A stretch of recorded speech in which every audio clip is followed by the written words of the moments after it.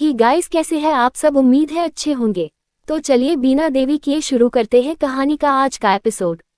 नूर के चेहरे के एक्सप्रेशंस देखकर निष्कर्ष ने उसे अपने करीब खींचते हुए कहा, अच्छा लिटिल गर्ल, तो मैं बेशर्म हूँ। अपनी बीवी से इस तरह से की बातें करने में भी अब मैं बेशर्म हो गया। ये क्या बात हुई? निष्कर्ष की बात सुनकर नूर ने मासूम सा चेहरा बनाते हुए कहा, हम इस वक्त इतनी प्रॉब्लम में हैं और आप हमारे साथ इस तरह की बातें कर रहे हैं, फिर हम आपको बेशर्म नहीं कहे तो क्या करें?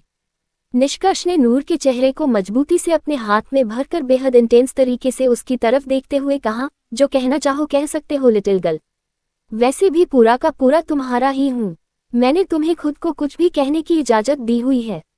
निष्कर्ष की बात सुनकर नूर के गाल गुलाबी हो गए। उसने जल्दी से खुद को संभालते हुए कहा, फिलहाल हमें कुछ नहीं कहना, छोड़िए अब हमें। निष्कर्ष ने नूर की बात सुनकर उस पर अपनी पकड़ मजबूत करते हुए कहा, छोड़ना होता तो पकड़ा क्यों होता लिटिल गर्ल? अब मुझे बताओ कि क्या तुम ठीक हो? निष्कर्ष की बात सुनकर नूर ने अपना चेहरा ऊपर उठाकर उसकी तरफ देखकर प्यारी सी मुस्कुराहट के साथ कहा, जिसके पति आपके जैसे अच्छे हो वो ठीक कैसे नहीं होगा? हम बिल्कुल ठीक है, हम घर जा सकते हैं, वैसे भी हमें कोई चोट नहीं आई। निष्कर्ष नूर की बात सुनकर उसकी तरफ देखा और अपना सर हिला दिया। कुछ देर के बाद में दोनों ने कपड़े चेंज कर लिए थे। निष्कर्ष नूर को अपने हाथों से ब्रेकफास्ट खिला रहा था।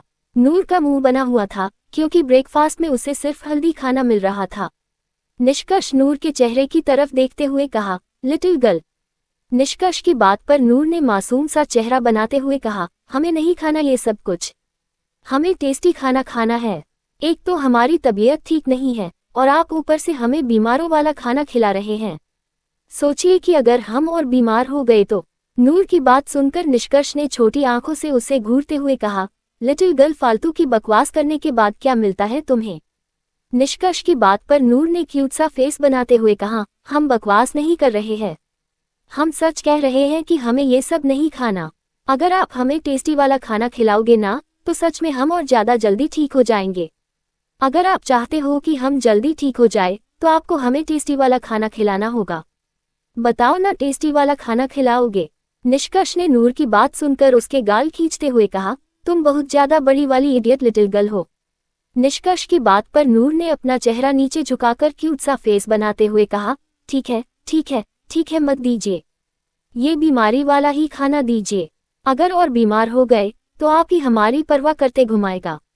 नूर की बात पर निष्कर्ष ने उसकी तरफ देखते हुए कहा, तुम्हारी परवाह मैं पूरी जिंदगी करूंगा, अगर तुम नहीं करने दोगी तो भी करूंगा। निष्कर्ष की बात सुनकर नूर ने उसके चेहरे की तरफ देखा। उसने खुद से कहा, यकीन नहीं होता कि भगवान ने हमारी किस्मत में इतना अच्छा इंसान भेज दिया है, पर हम यकीन करना चाहते हैं। निष्कर्ष ने नूर के चेहरे की तरफ देखते हुए कहा, क्या सोच रही हो लिटिल गर्ल कि तुम्हारी किस्मत में कितना अच्छा पति लिखा हुआ है? तो तुम्हें ये सोचने की जरूरत नहीं है मैं जितना अच्छा हूँ उतना ही बुरा हूँ। निष्कर्ष की बात सुनकर नूर ने खुद से कहा, एक मिनट के लिए तारीफ करो तो उनकी खुद की बकवास शुरू हो जाती है। समझ ही नहीं आता कि ये खुद की तारीफ करते, खुद की बेइज्जती या फिर हमारा दिमाग खराब करते हैं। निष्कर्ष ने नूर का चेहरा ऊपर उठाकर उसकी तरफ देखते हुए कहा, मैं क्या करता हूँ ये सोचने की जरूरत नहीं है लिटिल गर्ल, चुपचाप अपना ब्रेकफास्ट करो। ये कहते हुए निष्कर्ष ने नूर को अच्छे से ब्रेकफास्ट खिला दिया। उसके बाद उसने नूर का टिश्यू पेपर से मुंह साफ कर दिया और उसे झटके से गोद में उठा लिया। नूर ने धीरे से कहा, हम चल सकते हैं, हम बिल्कुल ठीक है। निष्कर्ष ने नूर को घूरते हुए कहा, लिटिल गर्ल। निष्कर्ष की बातें सुनकर नूर ने बस अपना चेहरा नीचे झुका लिया। वैसे जब उसका पति वो ठीक होती थी तब गोद में उठाकर घूमता था, तो अब तो वो उसके हिसाब से बीमार थी, तो अब वो कैसे उसे जमीन पर पैर रखने दे सकता था। निष्कर्ष नूर को लेकर अस्पताल के बाहर आ गया, जहां पर गाड़ियों का एक बड़ा सा काफिला खड़ा था।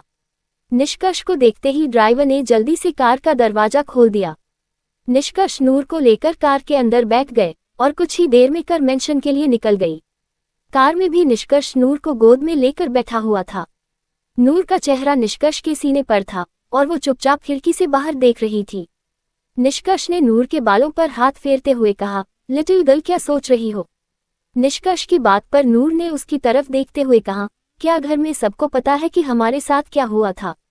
नूर के सवाल को सुनकर निष्कर्ष ने उसकी तरफ देखते हुए कहा, तुम्हारा हस्बैंड मैं हूँ, तुम्हें घर वालों की नहीं बल्कि मेरी चिंता करनी चाहिए। अगर तुम ये सोच रही हो कि तुम्हारे साथ क्या हुआ था, ये पता चलने के बाद घर वाले तुम्हारे बारे में क्या सोचेंगे, तो मुझसे बुरा कोई नहीं होगा। नूर ने निष्कर्ष की बात सुनकर अपना चेहरा नीचे झुका लिया, क्योंकि सच में उसके दिमाग में यही चल रहा था कि अगर घर वालों को पता चला कि उसके साथ 2 लड़कों ने जबरदस्ती करने की कोशिश की है, तो सब उसके बारे में क्या सोचेंगे। ये सोच सोचकर वो घबरा रही थी, पर अब निष्कर्ष की बात सुनकर बेचारी की हिम्मत नहीं हो रही थी कि वो कुछ कह सके। निष्कर्ष ने नूर के चेहरे की तरफ देखते हुए कहा, लिटिल गर्ल, तुम मेरी वाइफ हो। जब मुझे कोई प्रॉब्लम नहीं है तो पूरी दुनिया भाड़ में जाए। तुम्हें दुनिया में किसी से कोई मतलब नहीं होना चाहिए, किसी से भी नहीं। निष्कर्ष की बात सुनकर नूर ने धीमी आवाज में कहा, पर वह आपका परिवार है, वह मेरा ससुराल है। मैं अपने ससुराल वालों के सामने थोड़ी इज्जत से आ सकती हूँ ना, मुझे उनकी रिस्पेक्ट करनी होगी ना। नूर की बात पर निष्कर्ष ने उसके बालों को चूमते हुए कहा, लिटिल गर्ल, जो इज्जत के लायक ही नहीं हो और रेस्पेक्ट के लायक ना हो, उन्हें लात मार कर जिंदगी से दूर करना चाहिए, क्योंकि ऐसे लोग इज्जत का नाम ले लेकर बस आपकी जिंदगी बर्बाद करते हैं, और खुद की जिंदगी बर्बाद करने का हक हमें किसी को नहीं देना है, किसी को भी नहीं। निष्कर्ष की बात सुनकर नूर ने बस अपना चेहरा नीचे झुका लिया। आखिर वो कहती ही क्या। निष्कर्ष की बातें उसकी समझ से बाहर थी। उसने बस अपनी आंखों को बंद कर लिया और मेंशन के आने का इंतजार करने लगी। आधे घंटे बाद मेंशन के सामने उनकी कार आकर रुकी। कार के रुकते ही निष्कर्ष नूर को गोद में लेकर मेंशन के अंदर आ गया। नूर ने उसके सीने में अपना चेहरा छुपाया हुआ था।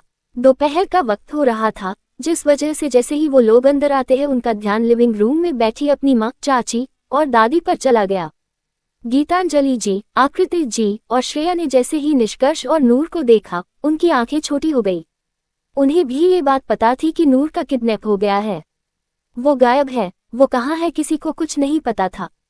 ये था कि वैभव और विराट अभी भी उसके बारे में पता करने की कोशिश कर रहे थे। जैसे ही नूर पर उन तीनों का ध्यान गया, गीतांजलि जी ने दांत पीसते हुए कहा, ये लड़की तुम्हारे साथ है और कल से हमारे दोनों पोते और हमारी पोती पागलों की तरह इस लड़की को यहाँ वहाँ ढूंढ रहे हैं। क्या इसे रोमांस करने के लिए छुपाने की जरूरत थी? गीतांजलि जी की बात सुनकर निष्कर्ष की आंखें चौड़ी हो गई। उसने गुस्से से दांत पीसते हुए कहा, प्रिय दादी माँ, मेरी बीवी के बारे में कुछ भी बोलने से पहले जरूर ये सोच लीजिएगा कि सच क्या है और झूठ क्या, क्योंकि मैं बिल्कुल भी टॉलरेट नहीं कर सकता कि कोई मेरी बीवी को कुछ गलत कहे। जब कोई मेरी बीवी को कुछ भी गलत कहता है ना, मेरा दिमाग खराब हो जाता है और फिर सामने वाले के साथ कुछ गलत करने का मेरा दिल करता है। और आप तो मेरी प्यारी दादी माँ है, मैं आपके साथ कुछ गलत नहीं करना चाहता, इसलिए मेरी बीवी के साथ तमीज से। निष्कर्ष की बात सुनकर गीतांजलि जी ने गुस्से से कहा, हमारे तीनों पोता पोती कल से इस लड़की की वजह से सुकून से नहीं रह रहे हैं और तुम कह रहे हो कि तमीज से? कैसी तमीज से? इस लड़की की वजह से हम लोग कितने परेशान हैं कल से, इसे पता है। और तुम तो इंडिया में नहीं थे ना, फिर अचानक से कैसे आ गए? जरूर तुम दोनों मेंशन के बाहर एक दूसरे के साथ टाइम स्पेंड कर रहे थे, मेंशन की सभी लोगों का जीना हराम करके। निष्कर्ष ने गीतांजलि जी की तरफ देखते हुए कहा, मैं आपको बाद में देखता हूँ, फिलहाल मेरी वाइफ को आराम करने की जरूरत है।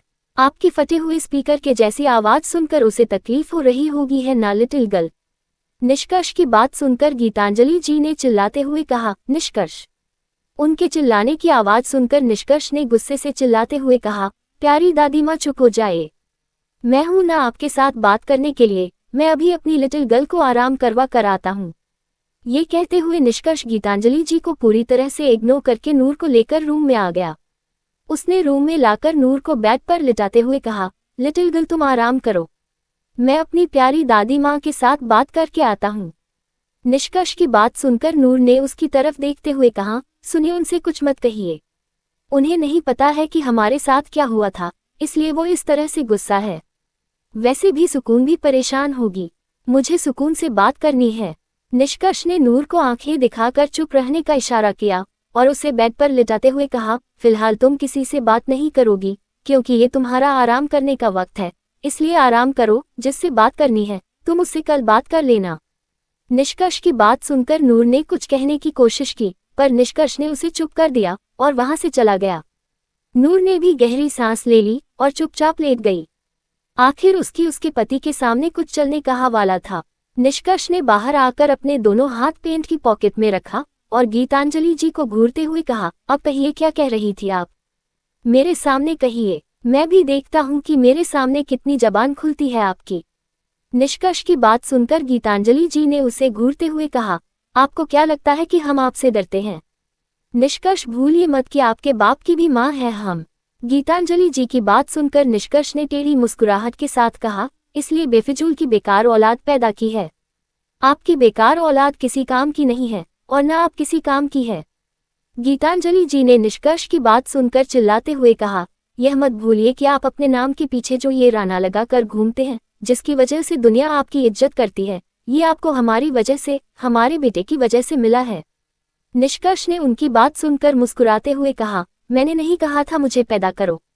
मुझे पैदा आपके खुद के बेटे ने किया था, तो अब जो कुछ भी कहना है अपने बेटे से कहिए, मुझे नहीं, क्योंकि आपकी फालतू बकवास सुनना मुझे बिल्कुल भी पसंद नहीं है। मुझे ऐसा लगता है जैसे मेरे कानों से खून निकलने लगेगा। अभी अभी मेरी नई नई शादी हुई है। आपकी वजह से मुझे अपने कानों से खून नहीं निकलवाना, इसलिए अपनी यह फटे बेकार जैसी आवाज अपनी बहू को और अपने बेटे को सुनाए, क्योंकि मुझे यह आवाज सुनने में कोई इंटरेस्ट नहीं है।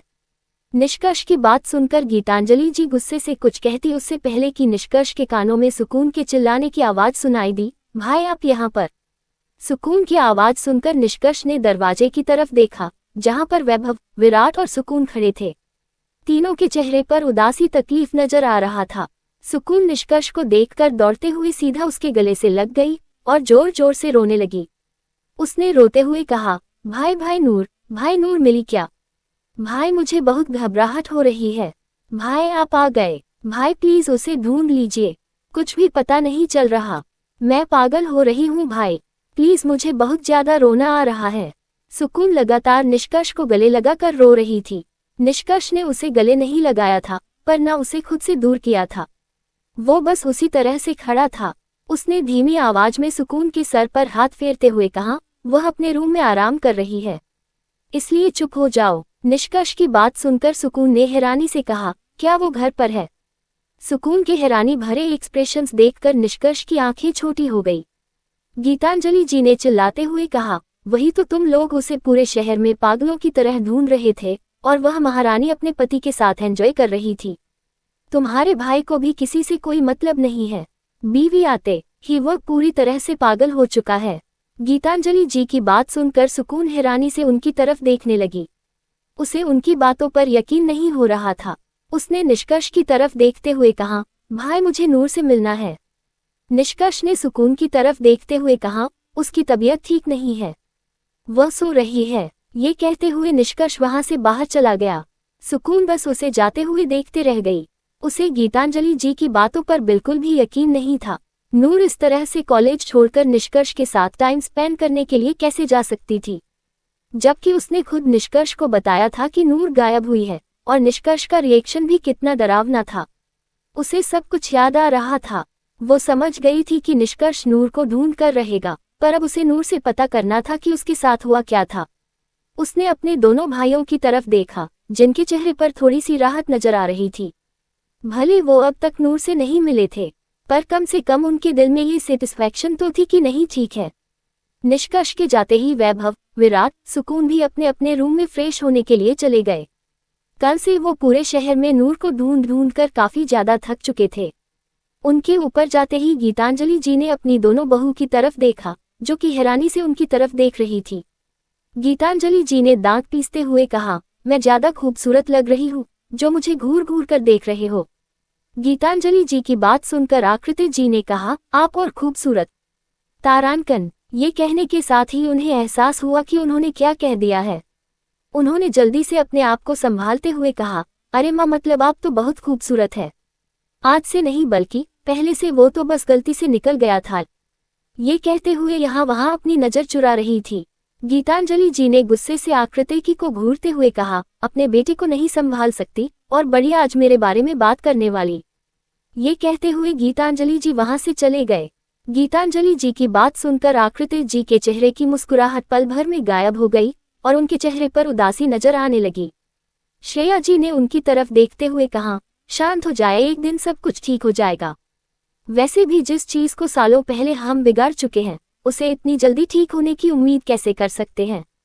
श्रेया जी की बात सुनकर आकृति जी ने बस अपना सर हिला दिया और वहां से अपने रूप में चली गई। वही सुकून कुछ देर में फ्रेश होने के बाद हिम्मत करके निष्कर्ष के रूम के बाहर आकर खड़ी हो गई। उसने डरते हुए कहा, भाई तो बाहर गए हैं, क्या मैं एक बार नूर को देख लूं? पर अगर भाई को पता चल गया कि मैं उनके रूम में आई थी, तो अगर भाई ने मुझे छत से उल्टा लटका दिया तो? नूर से मिलने की चाहत और निष्कर्ष का डर इस वक्त सुकून के दिल दिमाग पर घूम रहा था। उसने खुद से कहा, भाई मेरे साथ ऐसा कुछ नहीं करने वाले। हालांकि वो वैभव भाई और विराट भाई को उल्टा लटका सकते हैं, पर वह मेरे साथ तो ऐसा नहीं करेंगे। ज्यादा से ज्यादा थोड़ी सी डांट लगा देंगे। सुकून हिम्मत करके मत डर, तुझे नूर से मिलना है, तुझे नूर से मिलना है। ये कहते हुए सुकून ने पूरी हिम्मत जुटाकर दरवाजे को धक्का दे दिया। जैसे ही उसने अंदर जाकर देखा, उसका ध्यान बेड पर सुकून से सो रही नूर पर चला गया। नूर को देखते ही सुकून की आंखों में फिर से आंसू आ गए। कल से उसने कितना कुछ सोच लिया था, उसे काफी ज्यादा घबराहट हो रही थी। नूर के साथ कुछ हो तो नहीं गया, ये सोच सोचकर वह खुद पर चिल्ला रही थी। खुद पर गुस्सा कर रही थी कि अगर उसने नूर को ऐसा नहीं कहा होता तो शायद सब कुछ ठीक होता। सुकून नूर के पास आकर खड़ी हो गई। उसने नूर के सर पर हाथ फेरकर धीमी आवाज में कहा, आई एम सॉरी, अगर मैंने कल मजाक नहीं किया होता तो शायद ये सब कुछ नहीं होता। जो कुछ भी हुआ मेरी वजह से हुआ। ये कहते हुए उसकी आंखों से आंसू बहने लगे। नूर जो कि सुकून से सो रही थी, सुकून के आंसू उसके चेहरे पर गिर गए। आंसुओं के एहसास को महसूस करके उसने धीरे से अपनी आंखें खोली। आंखों खोलते ही उसे जाना पहचाना चेहरा नजर आया। कुछ पल तक तो उसे कुछ समझ नहीं आया, पर जैसे ही उसने देखा कि सुकून उसके बगल में खड़ी होकर रो रही है, वो जल्दी से उठकर बैठ गई। उसने घबराते हुए कहा, क्या हुआ, क्यों रो रही हो? नूर की आवाज सुनकर सुकून ने उसकी तरफ देखा और जल्दी से आगे बढ़ाकर उसे मजबूती से गले लगाकर बच्चों की तरह फूट फूट कर रोने लगी। सुकून को इस तरह से रोते हुए देखकर नूर ने उसे शांत करते हुए कहा, सुकून शांत हो जाओ। नूर ने जैसे ही यह कहा, सुकून ने अपना चेहरा ऊपर इकट्ठा कर आंसू भरी आंखों से उसकी तरफ देखते हुए कहा, कैसे शांत हो जाओ? तुझे पता भी है कि इस वक्त में क्या महसूस कर रही हूँ? तू सोच भी नहीं सकती कि कल तेरे गायब होने के बाद मुझे कैसा लग रहा था। मुझे लग रहा था कि मेरी वजह से तू कहीं चली गई है। मुझे बहुत ज्यादा घबराहट हो रही थी, बहुत ज्यादा रोना आ रहा था, बहुत ज्यादा गुस्सा आ रहा था, पर मैंने खुद को शांत कर लिया। सुकून की बात सुनकर नूर ने उसे शांत करते हुए कहा, मैं क्यों इतना नाराज हो जाऊंगी कि कहीं चली जाऊंगी? नूर की बात सुनकर सुकून ने अपने आंसू साफ करते हुए कहा, अब ये छोड़ो और मुझे ये बता कि कल हुआ क्या तेरे साथ? मुझे पता है कि कुछ ना कुछ तो हुआ था और भाई ही तुझे बचा कर लाए हैं, मुझे बता। ये कहते हुए उसका ध्यान नूर के चेहरे पर चला गया। नूर का चेहरा अभी भी हल्का हल्का लाल था और थोड़ी थोड़ी उंगलियों के निशान अभी भी नजर आ रहे थे। सुकून ने ध्यान से देखा और फिर चिल्लाते हुए कहा, क्या भाई ने तुझे थप्पड़ मारा? वो तुझे थप्पड़ कैसे मार सकते हैं? सुकून की बात सुनकर नूर ने हैरानी से कहा, क्या उन्होंने मुझे थप्पड़ कब मारा? उन्होंने कुछ नहीं किया, ये कैसी बात कर रही है तू? नूर की बात सुनकर सुकून ने उसके चेहरे को अपने हाथ में भरते हुए कहा, तुझे परेशान होने की जरूरत नहीं है। मुझे बता, क्या भाई ने तुझे थप्पड़ मारा है? वो ऐसा नहीं कर सकते। नूर ने जल्दी से सुकून को शांत करते हुए कहा, तू पागल हो गई है क्या? ये थप्पड़ तो मुझे उन लोगों ने मारा है।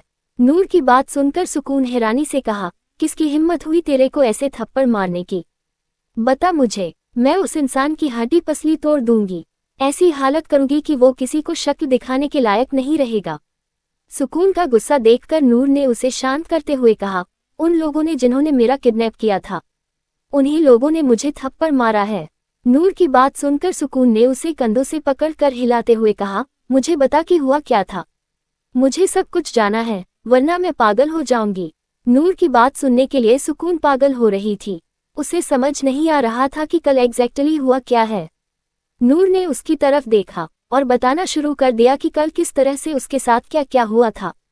उसने धीरे से कहा, मैं जब कॉलेज के पिछले हिस्से में अकेली घूम रही थी तो किसी ने मेरे मुंह पर हाथ रखा और रुमाल से मुझे बेहोश कर दिया। जब मैं बेहोश हुई, मुझे कुछ भी नहीं पता था कि मेरे साथ हो क्या रहा है।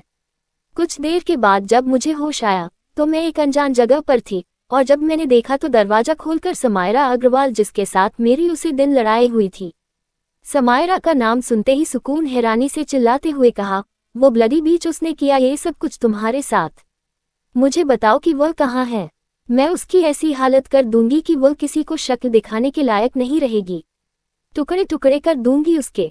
सुकून की बात सुनकर नूर ने उसे शांत करते हुए कहा, शांत हो जा। वैसे भी निष्कर्ष कर रहे हैं जो करना है। अगर वह मुझे बचाने के लिए नहीं आते तो। ये कहते हुए नूर की आंखों में फिर आंसू आ गए। वह कैसे भूल सकती थी कि कैसे वो दोनों उसके साथ जबरदस्ती करने की कोशिश कर रहे थे। सच में अगर निष्कर्ष वक्त पर नहीं आता तो शायद वो दोनों उसकी इज्जत के साथ खिलवाड़ कर चुके होते और वह अपनी जान दे चुकी होती। सब कुछ सोचने भर से नूर की पूरी बॉडी कांपने लगी। सुकून ने उसे गले लगाकर शांत करते हुए कहा, नूर नूर शांत हो जाए। इस तरह से घबराने से कुछ नहीं होगा। तू इतनी कमजोर नहीं है कि छोटी छोटी बातों पर घबरा जाए। नूर की बात सुनकर सुकून इतना तो समझ गई थी कि जरूर कुछ बड़ा हुआ था, पर वह नूर को फोर्स नहीं करना चाहती थी। वही सुकून की बात सुनकर नूर ने उसकी तरफ देखकर दर्द भरी आवाज में कहा, कुछ हुआ नहीं, मेरे साथ बहुत कुछ हुआ है। अगर वो मुझे वक्त पर नहीं बचाते तो शायद मेरी इज्जत आज मेरे पास नहीं होती।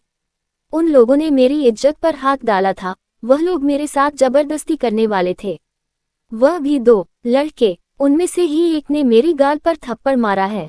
नूर की बात सुनकर के 2 लड़के उसके साथ जबरदस्ती करने वाले थे। सुकून की आंखें हैरानी और गुस्से से लाल हो गई। उसने चिल्लाते हुए कहा, नूर मुझे बता कि वो ब्लडी बस्टर्ड कौन है। मैं उनकी जान ले लूंगी, उनके टुकड़े टुकड़े कर दूंगी, उनकी ऐसी हालत करूंगी कि वो किसी लड़की की तरफ आंख उठाकर देखने से पहले भी 1000 बार सोचेंगे। सुकून का गुस्सा देखकर नूर ने उसे शांत करते हुए कहा, शांत हो जाओ। अब मैं ठीक हूं ना? सुकून ने नूर से कहा, तू ठीक है तो क्या हुआ? मैं उन लोगों को ठीक नहीं रहने दूंगी। मुझे उनकी हालत खराब करनी है। बता मुझे कहाँ है वो? सुकून ने नूर को शांत करते हुए कहा, मुझे नहीं पता कि वो कहाँ है। निष्कर्ष जी शायद उनके पास ही गए हैं। मुझे नहीं पता, पर मुझे उन पर पूरा भरोसा है कि वो जो कुछ भी करेंगे बिल्कुल ठीक करेंगे। नूर की बात सुनकर सुकून शांत हो गई। उसने नूर को गले लगाकर रोते हुए कहा, I am sorry, I am sorry, I am sorry. कल मेरी एक मजाक के चक्कर में कितना कुछ हो गया। अगर मैंने मजाक नहीं किया होता तो शायद ये सब कुछ नहीं होता। तू सोच भी नहीं सकती कि इस वक्त मुझे कैसा लग रहा है। मुझे घबराहट हो रही है, मुझे रोना आ रहा है, मुझे तकलीफ हो रही है, मुझे खुद पर गुस्सा आ रहा है। मैं क्या करूं यार? सुकून की हालत देखकर नूर ने उसे शांत करते हुए कहा, कुछ भी नहीं होगा, कुछ भी नहीं, तू शांत हो जा। नूर ने बस इतना कहा ही था कि उस वक्त रूम का दरवाजा खुला और उसे एक जानी पहचानी आवाज सुनाई दी, सुकून नूर। इस आवाज को सुनकर दोनों ने दरवाजे की तरफ देखा तो वहां पर वैभव और विराट खड़े थे। वो दोनों भी हिम्मत करके नूर से मिलने के लिए आ गए थे। उन दोनों को देखकर नूर के चेहरे पर मुस्कुराहट आ गई। वैभव और विराट ने सुकून की तरफ देखा, फिर नूर की तरफ देखते हुए कहा, नूर तुम ठीक हो ना? तुम्हारे साथ क्या हुआ था? तुम सोच भी नहीं सकती कि हम सब कल कितना डर गए थे। हमने तुम्हें ढूंढने की बहुत कोशिश की पर कुछ भी पता नहीं चला। उन दोनों की बात सुनकर नूर के होठों पर मुस्कुराहट आ गई।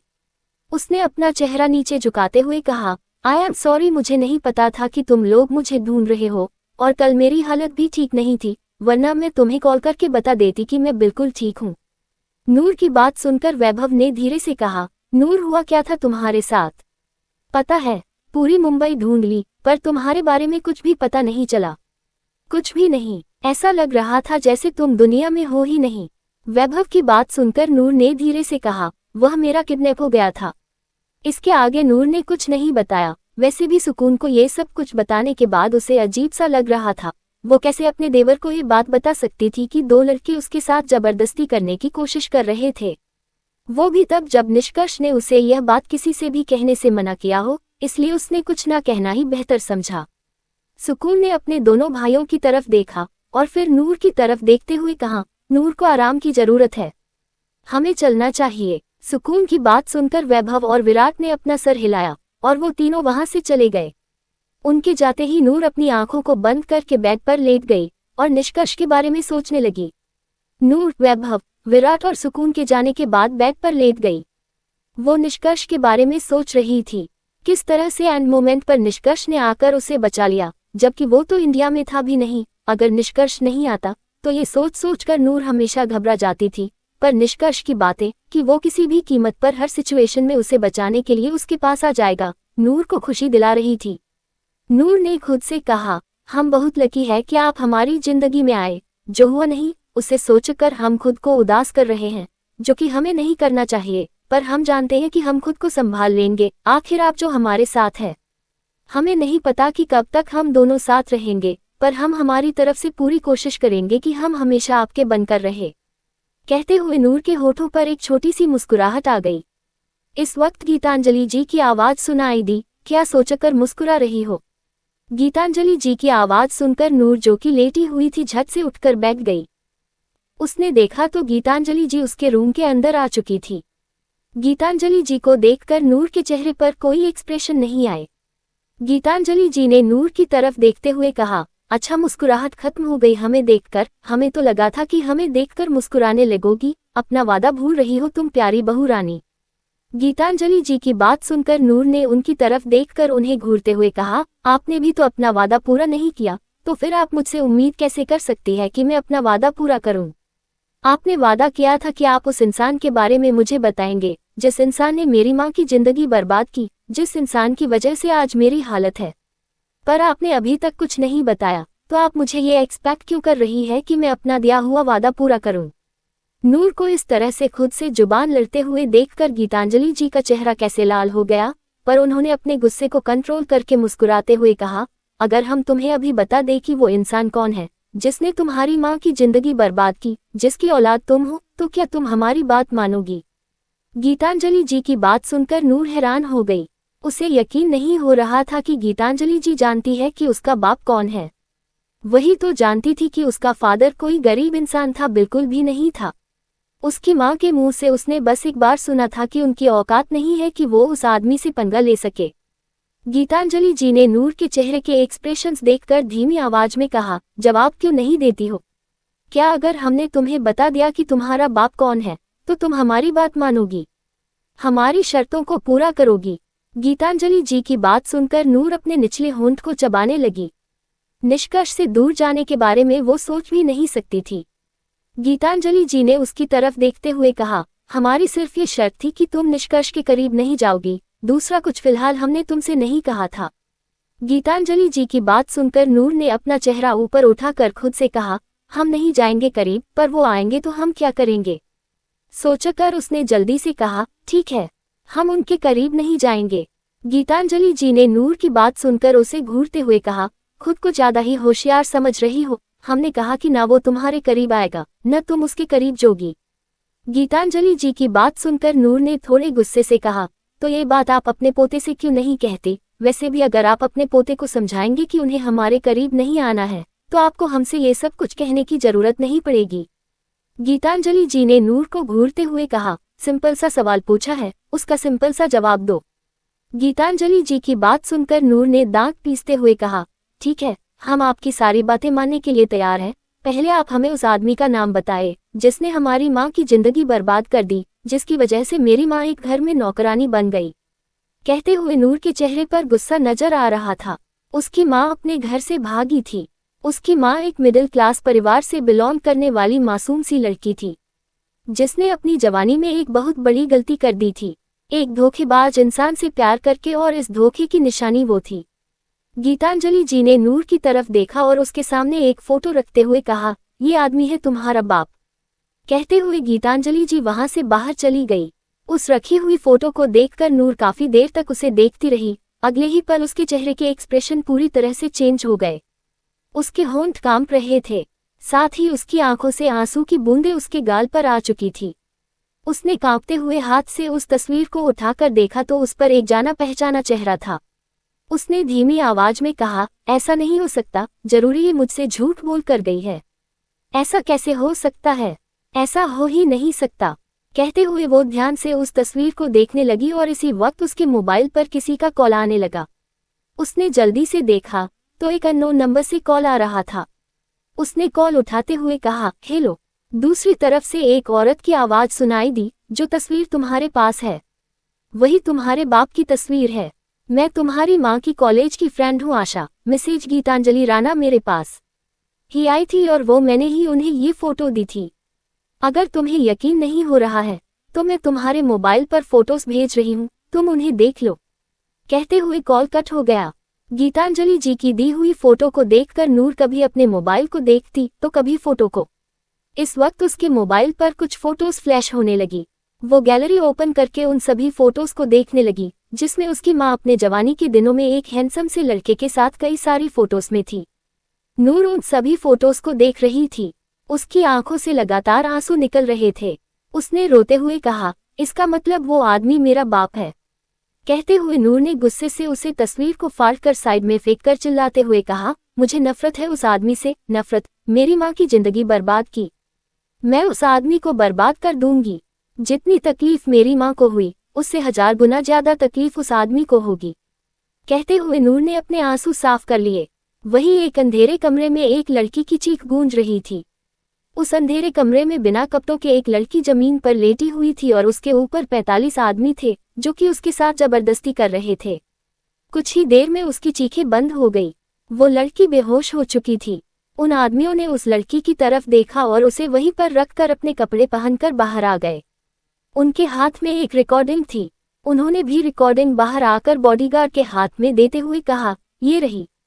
बॉडीगार्ड ने उस रिकॉर्डिंग की तरफ देखकर अपना सिर हिला दिया और वहां से चला गया। कुछ देर के बाद वो लैपटॉप पर बैठकर कुछ काम कर रहा था। उसने जल्दी से किसी को वो रिकॉर्डिंग भेज दिया और फिर टेढ़ी तरीके से मुस्कुराने लगा। उसने खुद से कहा, बॉस से पंगा लेने से पहले लोग सोचते नहीं हैं कि बॉस उनके साथ क्या करेंगे। कहते हुए उसके चेहरे पर मुस्कुराहट आ गई। मुंबई, अग्रवाल मेंशन में हड़कंप मचा हुआ था। अशोक अग्रवाल इस वक्त गुस्से से सब पर चिल्ला रहे थे। उनकी बीवी अंजलि अग्रवाल का रो रो कर बुरा हाल हो चुका था। उसने रोते हुए कहा, जो करना है कीजिए, मुझे मेरी बेटी वापस चाहिए। अपनी बीवी की रोने की वजह से वो काफी ज्यादा परेशान हो चुके थे। उसी वक्त उनका बेटा उनके पास आ गया। उनके बेटे की उम्र 25 साल के आसपास थी। उनके बेटे का नाम था निखिल अग्रवाल। निखिल ने अपने फादर की तरफ देखते हुए कहा, आप इस तरह से परेशान क्यों हो रहे हैं? हम समायरा को ढूंढ लेंगे डैड। उद्धरण चिन्ह। अपने बेटे की बात सुनकर उन्होंने अपने आंखों को बंद करके धीरे से कहा, पर वो गई कहाँ? कुछ भी पता नहीं चल रहा है उसके बारे में। उन्होंने इतना कहा ही था कि इस वक्त उनका मोबाइल रिंग करने लगा। उन्होंने देखा था एक अननोन नंबर से कोई उन्हें कॉल कर रहा था। कुछ सोचकर उन्होंने कॉल उठाकर धीमी आवाज में कहा, हेलो। दूसरी तरफ से किसी ने हंसते हुए कहा, कुछ वीडियो भेजे, देख लीजिएगा, आपकी बेटी की इन्फॉर्मेशन मिलेगी उसमें। कहकर उस दूसरी तरफ के इंसान ने कॉल कट कर दिया। वही अपनी बेटी का नाम सुनकर अशोक अग्रवाल ने जल्दी से अपने मोबाइल को देखा तो उनके व्हाट्सएप पर किसी ने वीडियो भेजा था। जैसे ही उन्होंने वीडियो ओपन किया, उनके हाथ से मोबाइल छूटकर नीचे गिर गया। मोबाइल के नीचे गिरते ही उनकी पत्नी अंजलि और उनके बेटे निखिल ने उनकी तरफ देखते हुए कहा, व्हाट हैपेंड?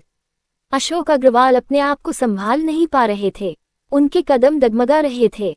वो नीचे गिरते से पहले ही निखिल ने उन्हें जल्दी से संभालते हुए कहा, व्हाट हैपेंड डैड, क्या हुआ? कुछ तो बोलिए। अशोक अग्रवाल के मुंह से कुछ निकल ही नहीं रहा था। उनकी आंखों से इस वक्त पानी की तरह आंसू निकल रहे थे। उन्होंने कांपते हुए आवाज में कहा, नहीं, ऐसा नहीं हो सकता, नहीं, ऐसा नहीं हो सकता। कहते हुए जोर जोर से पागलों की तरह चिल्लाने लगे। इस वक्त निखिल के मोबाइल पर भी नोटिफिकेशन की उसे साउंड सुनाई दी। उसने जल्दी से खोलकर देखा तो उसे भी किसी ने कुछ वीडियो भेजा था।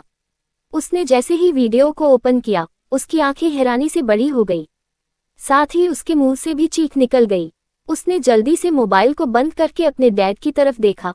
उनकी हालत देखकर वो समझ गया था कि जरूर अभी अभी उन्होंने वही वीडियो देखा होगा। अंजलि जी ने अपने पति और अपने बेटे की तरफ देख कर चिल्लाते हुए कहा, क्या हुआ, कुछ तो बोलिए, क्या हुआ? अंजलि की बात सुनकर निखिल ने उनकी तरफ देखते हुए कहा, कुछ नहीं मॉम, आप शांत हो जाए, कुछ भी नहीं हुआ है। कहते हुए उसके हाथ कांपने लगे। उसके मुंह से ठीक से कुछ निकल ही नहीं रहा था। उसी वक्त उन्हें किसी के चिल्लाने की आवाज सुनाई दी, निखिल, भैया, भाभी, जल्दी देखिए। किसी के चिल्लाने की आवाज सुनकर उन्होंने एक दूसरे की तरफ देखा और दौड़ते हुए तरफ चले गए, जहां पर एक आदमी जिसकी उम्र अशोक जी से थोड़ी कम होगी, वो टीवी पर कुछ देख रहा था। उसकी आंखें भी हैरानी से बड़ी थी। उसके चेहरे की एक्सप्रेशंस देखकर उन तीनों ने भी टीवी की तरफ देखा तो टीवी पर न्यूज एंकर की आवाज में सुनाई दी, जैसा कि आप देख सकते हैं ये वायरल एमएमएस है अशोक अग्रवाल की बेटी समायरा अग्रवाल का। जैसे ही ये बात उन तीनों के कानों में सुनाई दी, तीनों की आंखें हैरानी से बड़ी हो गई। अशोक जी तो पहले से ही खुद को संभाल नहीं रहे थे। उसको सुनते ही उनके कदम लड़खड़ा गए और वो नीचे गिर गए। उनके नीचे गिरते ही अंजलि के मुंह से चीख निकल गई, क्योंकि वो बेहोश हो चुके थे। निखिल और उसके चाचा अनिल अग्रवाल ने जल्दी से उन्हें संभाला और उन्हें लेकर रूम में चले गए। वहीं पूरे शहर में ये न्यूज़ फैल चुकी थी। पूरे शहर में अशोक अग्रवाल के एमएमएस की ही न्यूज़ फैल रही थी। इस वक्त अग्रवाल फैमिली पूरी तरह से टूट चुकी थी। अशोक अग्रवाल का ब्लड प्रेशर न्यूज़ सुनने के बाद काफी ज्यादा बढ़ गया था। हालांकि इस वक्त वो नॉर्मल थे और चुपचाप अपने बेड पर बैठे हुए थे। उनके बगल में ही उनकी बीवी अंजलि बैठी हुई थी। उसकी आंखों से भी लगातार आंसू निकल रहे थे। उन्होंने अशोक अग्रवाल की तरफ देखते हुए कहा, हमारी बेटी। अशोक जी ने अपनी बीवी की तरफ देखकर गुस्से से कहा, उसने खुद की जिंदगी खुद से बर्बाद की है, जरूर इन सब के पीछे। कहते हुए उनके चेहरे पर गुस्सा नजर आने लगा। वो जानते थे कि ये सब कुछ उनकी बेटी के साथ एक इंसान कर सकता है। निष्कर्ष राणा। उन्हें कल ही पता चल गया था कि जिस लड़की के साथ कॉलेज में समायरा की लड़ाई हुई थी, समायरा ने उसे लड़की को किडनैप कर लिया है और उन्हें कहीं ना कहीं यकीन था कि इन सब के पीछे निष्कर्ष का ही हाथ होगा। इस वक्त को गुस्से से पागल हो रहे थे। उनकी इकलौती बेटी की इज्जत पूरी तरह से उछाली जा चुकी थी। वो ये नहीं जानते थे कि उनकी खुद की बेटी ये सब कुछ किसी और के साथ करने वाली थी। अगर वक्त पर निष्कर्ष नहीं आता तो आज समायरा की जगह पर नूर की एमएमएस पूरी दुनिया में वायरल हो रही होती। सही कहते हैं लोग, जब खुद पर बात आती है तब इंसान को पता चलता है कि आखिर वो दूसरे के साथ क्या करने वाला था।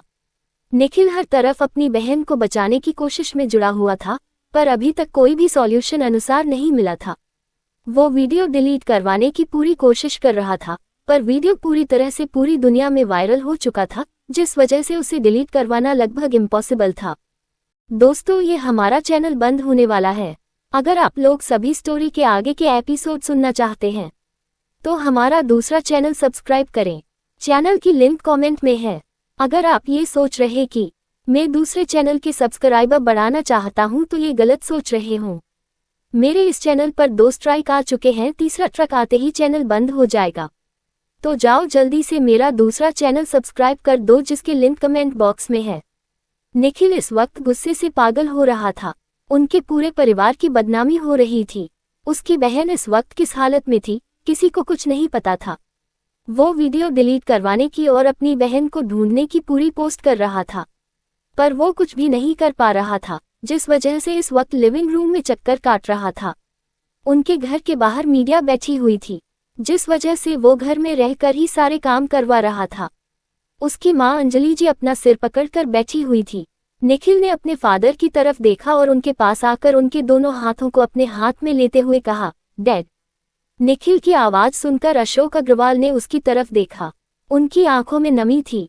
निखिल ने शायद पहली बार अपने पापा की आंखों में आंसू देखे थे। उसने धीरे से कहा, मैं सब कुछ ठीक कर दूंगा, सब कुछ।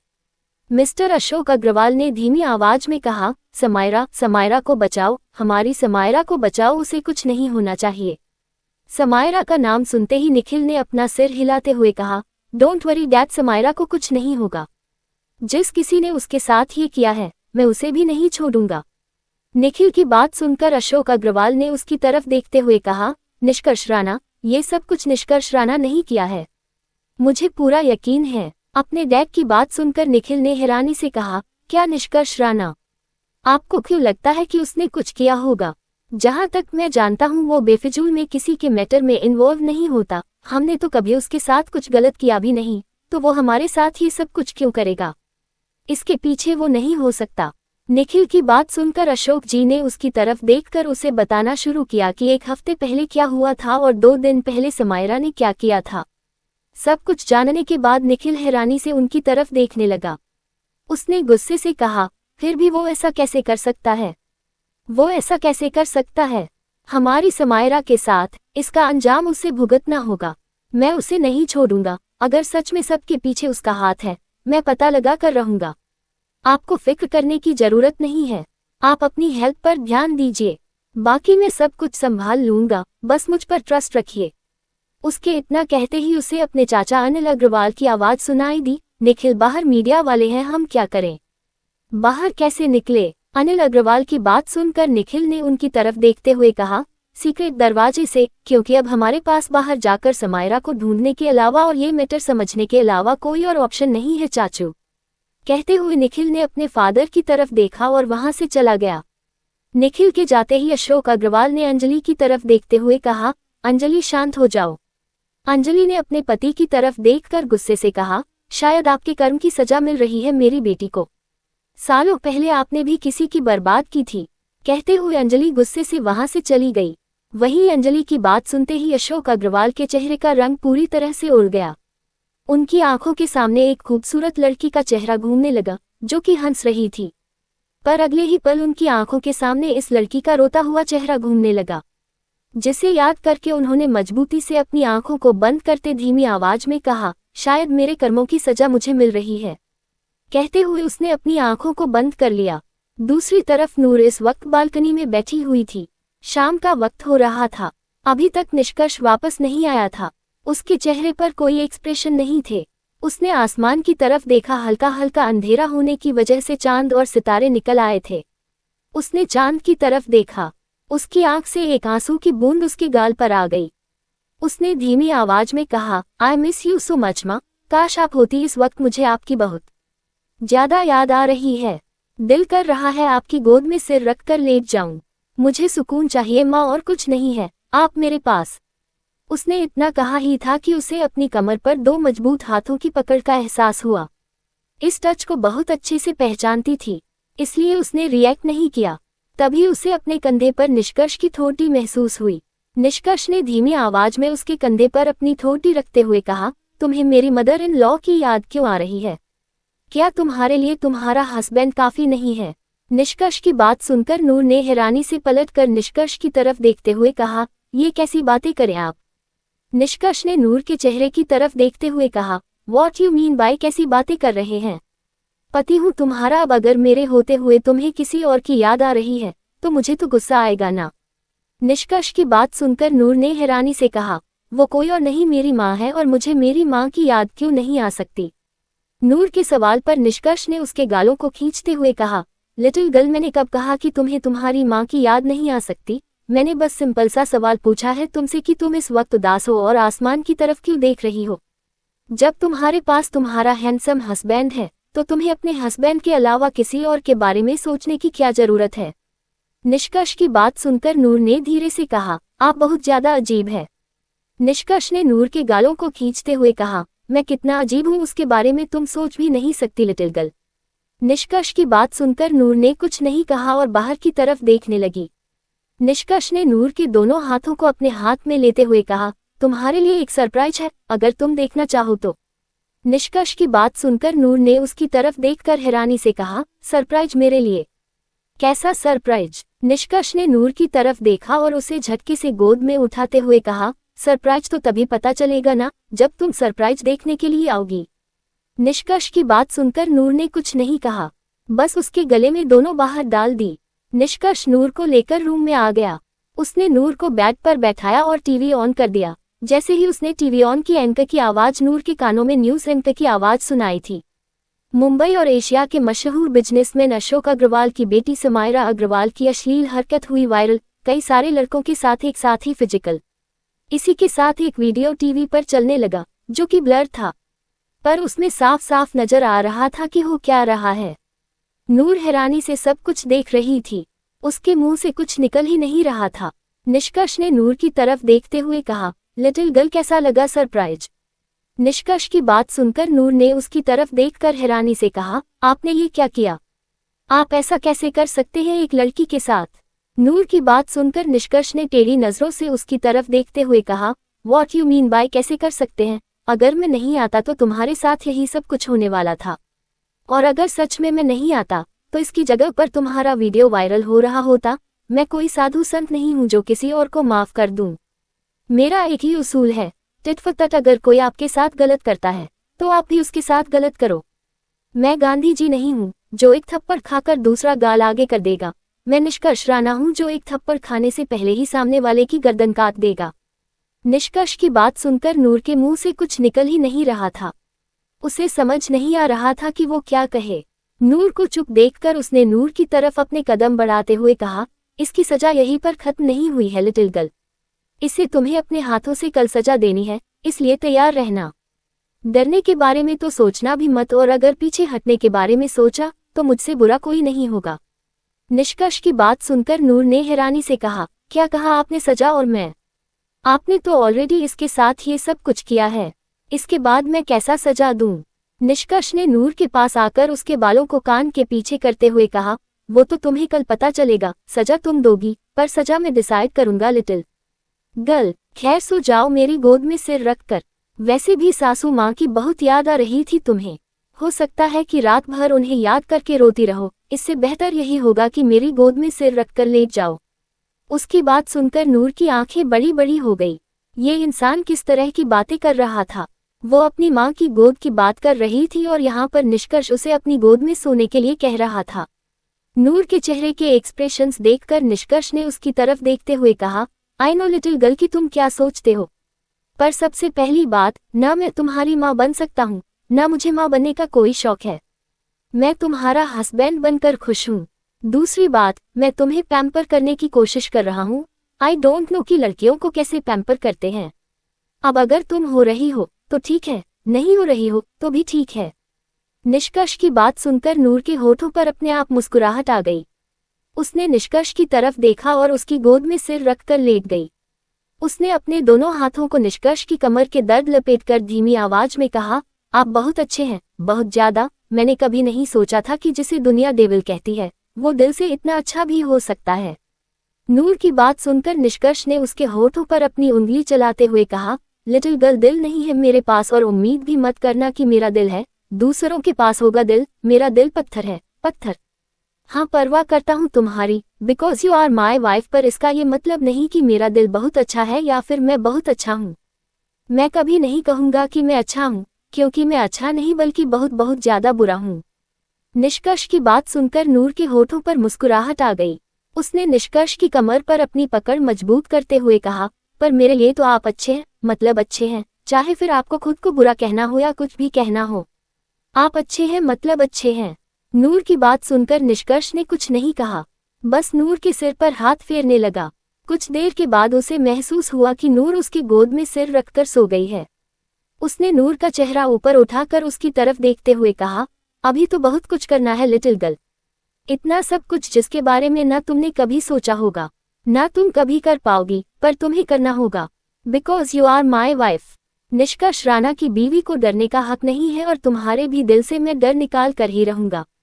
कहते हुए निष्कर्ष ने झुककर नूर के होठों को हल्के से चूम लिया और नूर को अच्छे से बेड पर लेटा दिया।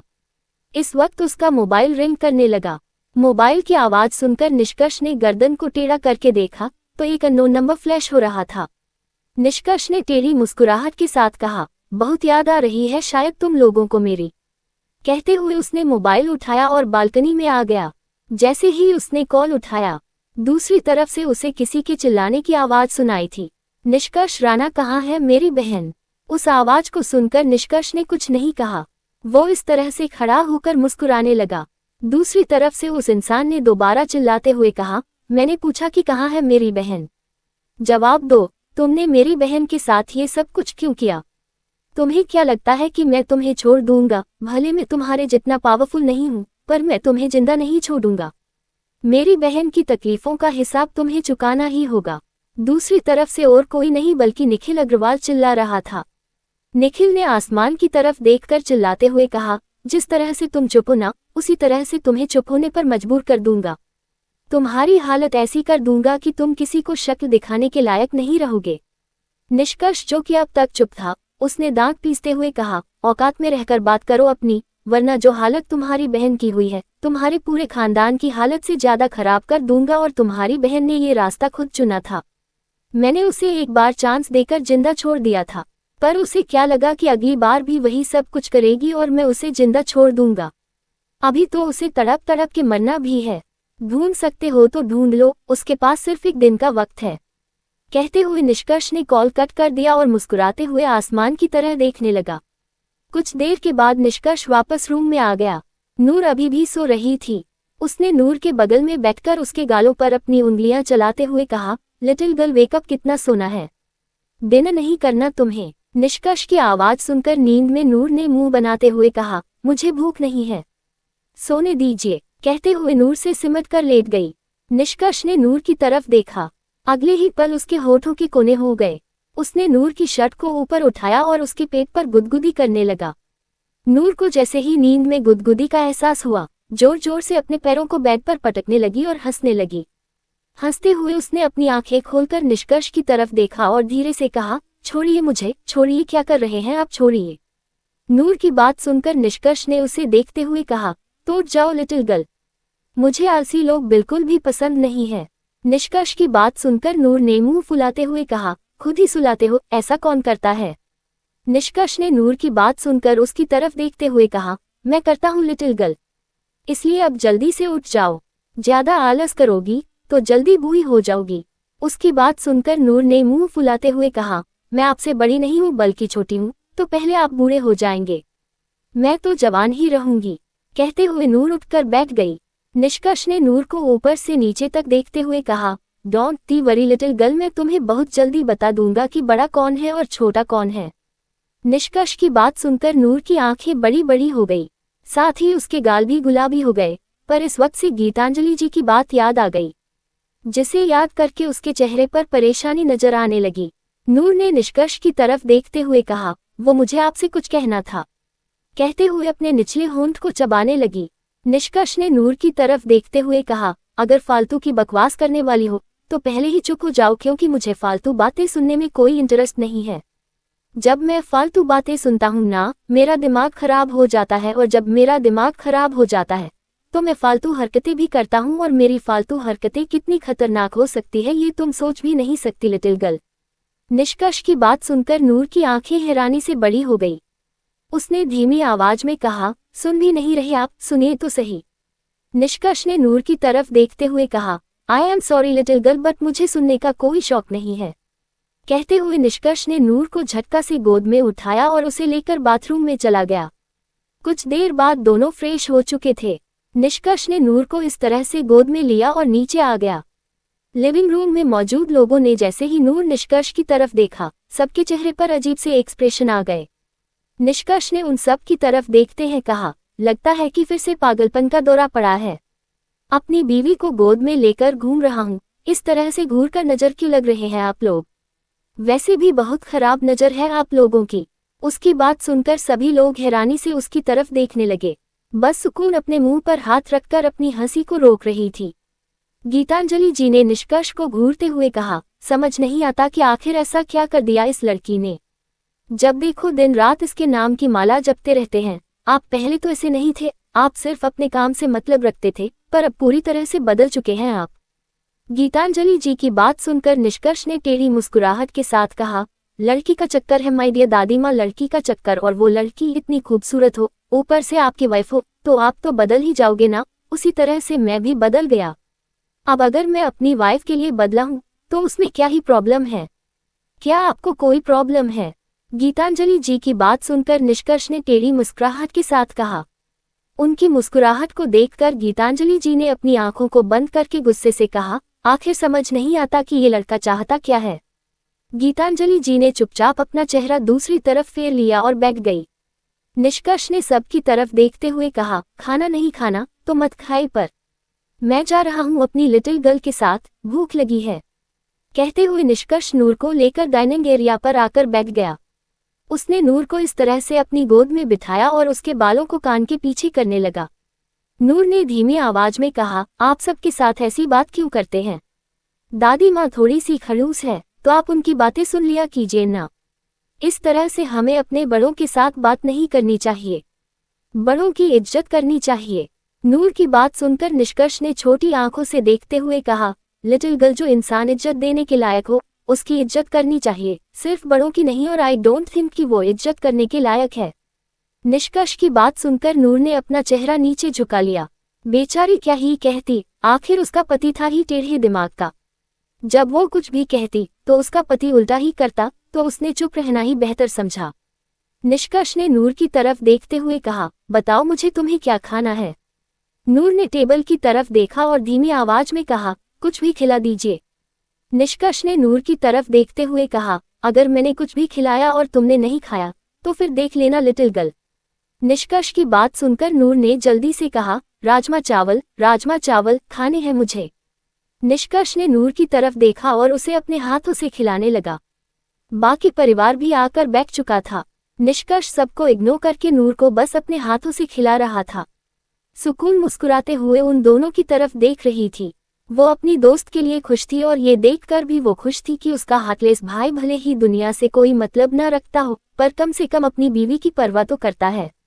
निष्कर्ष ने नूर को खाना खिलाया और सबको इग्नोर करके उसे लेकर गार्डन एरिया में चला गया। निष्कर्ष के जाते ही गीतांजलि जी ने गुस्से से कहा, इस लड़के को बिल्कुल भी तमीज नहीं है, घर वाले हैं हम इसके। गीतांजलि जी की बात सुनकर आकृति जी ने उसकी तरफ देखते हुए कहा। आकाश जी ने भी गीतांजलि जी की तरफ देखते हुए कहा, वो तो हमेशा से ही ऐसा है, आप क्यों गुस्सा कर रहे हैं? गुस्सा करने से क्या होगा, वो नहीं बदलने वाला, वो हमेशा से ही ऐसा था। आकृति जी और आकाश जी की बात सुनकर गीतांजलि जी ने दांत पीसते हुए कहा, वो हमेशा से ऐसा नहीं था, तुम दोनों की वजह से वो ऐसा बना है। तुम दोनों उसके पेरेंट्स होकर भी उसे अपने पास अपना बनाकर नहीं रख सके, ये तुम दोनों की गलती है। गीतांजलि जी की बात सुनकर उन दोनों ने अपना चेहरा नीचे झुका लिया। अब वो क्या ही कह सकते थे। वही गार्डन में निष्कर्ष ने नूर को नीचे उतार दिया और उसके हाथ को पकड़कर घूम रहा था। नूर बस उसके चेहरे को देख रही थी। निष्कर्ष ने आसमान की तरफ देखते हुए कहा, मुझे पता है लिटिल गर्ल की मैं बहुत हैंडसम हूँ, पर इस तरह से घूर घूर कर मुझे नजर मत लगाओ।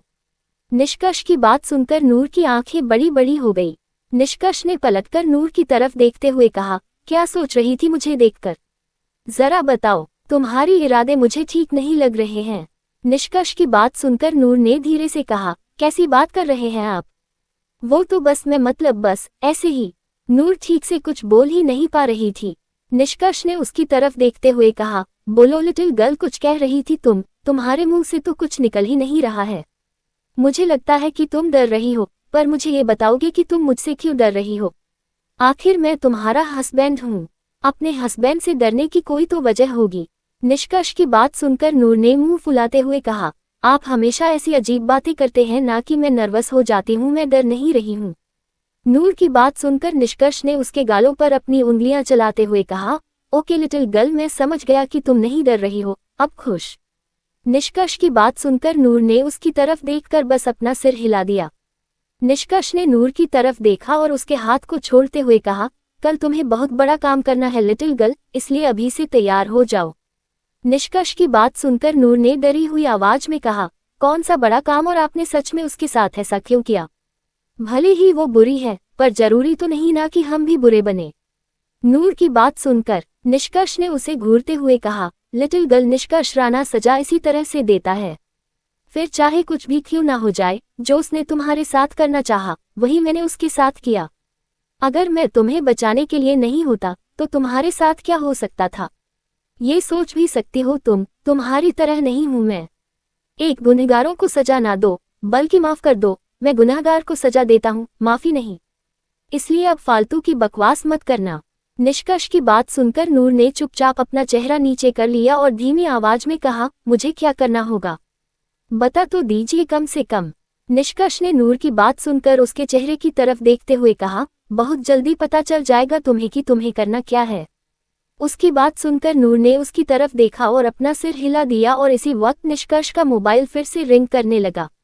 उसने देखा तो अशोक अग्रवाल उसे कॉल कर रहे थे। उनका नाम देखकर निष्कर्ष ने नूर की तरफ देखा और एक टेढ़ी मुस्कुराहट के साथ कहा, लिटिल गर्ल यहीं पर बैठो।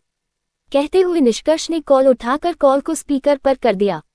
दूसरी तरफ से अशोक अग्रवाल ने चिल्लाते हुए कहा, तुम्हारी हिम्मत कैसे हुई मेरी बेटी के साथ ये सब कुछ करने की? तुमने उसकी जिंदगी बर्बाद कर दी। क्या बिगाड़ा था मेरी बेटी ने तुम्हारा, जो तुमने उसके साथ ये सब कुछ किया? तुम्हारी वजह से उसकी पूरी जिंदगी बर्बाद हो चुकी है। कहाँ छुपा कर रखा है तुमने मेरी बेटी को? उद्धरण चिन्ह। अशोक अग्रवाल की आवाज नूर के कानों में भी पड़ी। वो भी हैरानी से निष्कर्ष की तरह देखने लगी। निष्कर्ष ने नूर के बालों पर अपनी उंगलियां चलाते हुए कहा, तुम्हारी बेटी ने मेरा क्या बिगाड़ा है? ये तुम्हें बहुत जल्दी पता चल जाएगा और उसे जिंदा तो मैं छोड़ने नहीं वाला। तुझे उसकी लाश मिलेगी, इनफैक्ट तुम्हें उसके लाश के टुकड़े टुकड़े मिलेंगे। तो टुकड़ों के लिए तैयार हो जाओ, और रही बात तुम्हारी बेटी की गलती की है तो वो भी तुम्हें बहुत जल्दी पता चल जाएगी। फिलहाल मुझे फालतू लोगों से बात करने का वक्त नहीं है। वो क्या है ना, मुझे अपनी लिटिल गर्ल मेरी वाइफ के साथ टाइम स्पेंड करना है। तुमने मेरी वाइफ के साथ मेरा इंपॉर्टेंट वक्त खराब किया है मिस्टर अग्रवाल। इसका अंजाम भी तुम्हारी बेटी को भुगतना होगा। कहते हुए निष्कर्ष ने कॉल कट कर दिया।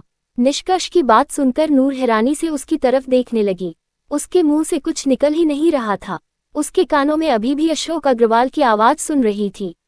निष्कर्ष ने नूर के चेहरे की तरफ देखते हुए कहा, सोच क्या ही हो लिटिल गर्ल, बताओ मुझे। निष्कर्ष की बात सुनकर नूर ने उसकी तरफ देखते हुए कहा, वो मैं मतलब एक्चुअली। निष्कर्ष ने नूर की तरफ देखते हुए कहा, जवाब क्यों नहीं दे रहे हो लिटिल गर्ल? डरने की क्या जरूरत है? डर क्यों रही हो मुझसे? बात कर सकती हो, तुम मुझे बता सकती हो कि प्रॉब्लम क्या है। निष्कर्ष की बात सुनकर नूर ने धीमी आवाज में कहा, आपने मतलब। वो ठीक से कुछ बोल ही नहीं पा रही थी। उसे समझ नहीं आ रहा था कि वो क्या करे। निष्कर्ष ने धीमी आवाज में कहा, बहुत जल्दी सब कुछ क्लियर हो जाएगा तुम्हारे सामने लिटिल गर्ल। ये तो समझना मत कि तुम्हारी जिंदगी के बारे में मुझे नहीं पता है। मुझे तुम्हारे बारे में वो सब कुछ भी पता है जो तुम खुद नहीं जानती। इसलिए बेफिक्र रहो, क्योंकि कुछ भी गलत होने से पहले मैं सब कुछ सही कर दूंगा। निष्कर्ष की बात सुनकर नूर की आंखें बड़ी बड़ी हो गई, साथ ही उसके होंठ भी खुले रह गए। इस वक्त वो काफी फनी और क्यूट लग रही थी। निष्कर्ष ने आगे बढ़कर हल्के से उसके गाल पर किस करते हुए कहा, लिटिल गर्ल सच में तुम बहुत ज्यादा क्यूट हो, इतनी क्यूट कि मन करता है कि तुम्हें पूरा का पूरा खा जाऊं, लेकिन मैं खुद को रोक लेता हूँ। निष्कर्ष की बात सुनकर नूर के गाल गुलाबी हो गए, साथ ही उसके होठों पर एक छोटी सी मुस्कुराहट आ गई। निष्कर्ष ने उसकी मुस्कुराहट की तरफ देखते हुए कहा, मुस्कुराते हुए बहुत प्यारी लगती हो लिटिल गर्ल, पर तुम्हारी मुस्कुराहट सिर्फ मेरे लिए होनी चाहिए, सिर्फ मेरे लिए। क्योंकि किसी और के लिए जब तुम मुस्कुराती हो तो मेरे दिमाग पूरी तरह से खराब हो जाता है, इतना खराब कि मैं बता नहीं सकता।